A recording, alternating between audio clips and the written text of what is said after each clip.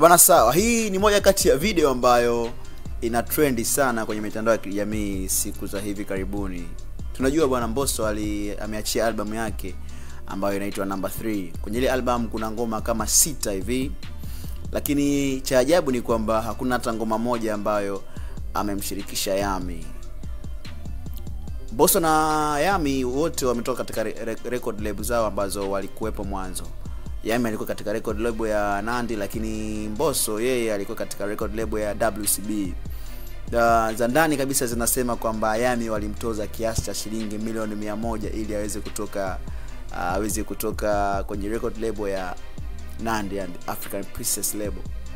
Lakini katika maswali ambayo aliulizwa na wanahabari, yeye mwenyewe alisema na alikiri na kusema kwamba kuna jamaa yeye alipenda kazi yake na akaamua kumtolea hiyo milioni 100 bure tu bila kufanya chochote, labda kumuahidi chochote baada ya kumlipia ile malipo. Lakini kwa upande wa Mbosso yeye alitoka WCB free.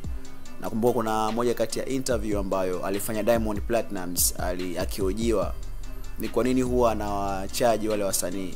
Lakini yeye mwenyewe alisema kwamba kwanza ni kwa sababu ya biashara.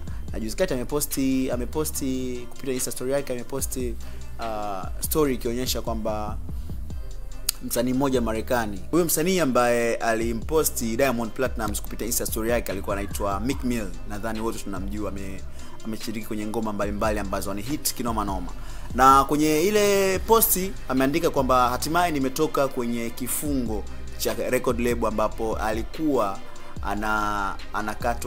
anapata asilimia 113 tu za mapato ambazo yeye ananufaika nayo kwenye ngoma zake. Mfano kwa upande wa record label ya WCB ambapo Harmonize alipotoka alieleza kwamba yeye alikuwa anakatwa asilimia 60 alafu ananufaika kwa asilimia 40 tu. So Diamond ameposti ile na kuonyesha kwamba ni jinsi gani watu wajifunze kupitia hizi record label, sio tu wanaingia kwa ajili ya umaarufu na vitu vingine. So this is not a big story ambayo imetokea.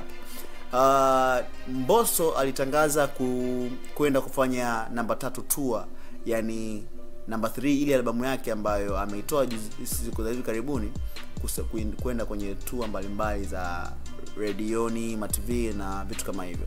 So lengo kubwa ni kuendelea kufanya promotion ya ngoma zake, na tunajua ngoma yake imefanya vizuri sana kwenye ile album. Na ni moja kati ya ngoma hiyo ilikuwa ni Power. Tukiangalia Power imekuwa trending namba 1 kwa upande wa Kenya, lakini pia ile Number 3 album imekuwa namba 1 kwa utazamaji huku Tanzania kwenye upande wa Spotify. Amepita ngoma nyingi ambazo zipo chini yake. Sasa jana alikuwa katika kituo kimoja cha habari ambayo ni East Africa TV Friday Night. Alikuwa na Yami. Ingawa Yami pia alienda kutambulisha ngoma yake kwa sababu hakuwa na ngoma yoyote ambayo amefanya na Mbosso kwenye ile album Number 3. Wengi wao walijiuliza kwa nini, na alifanya ngoma mpya, ngoma za nyuma na Mbosso, lakini kwenye album watu wengi walitegemea labda watamuona Yami, lakini haikuwa hivi watu walivyokuwa nadhani. Sasa je, swali linakuja, kati ya Yami na Mbosso ni wapenzi? Kuna vitu ambavyo vilikuwa vinaendelea before. Kwenye ile ngoma ambayo Mbosso alikuwa amefanya na Yami, walikuwa wamekumbatiana sana kiasi kwamba mtu wa kawaida au video vixen kufanya vile ni ajabu sana.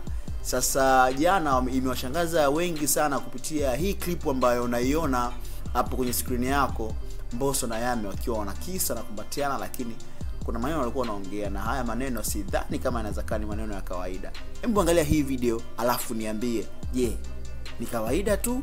Na zile video ambazo walikuwa wanazionyesha mwanzo wakiwa wana shoot video, je, ni kawaida tu au ni wapenzi? Mimi sina neno bwana. Mimi ni nani nikupe wewe majibu wakati wewe mwenyewe na majibu yako naamini kwamba hao jamani wapenzi au kawaida?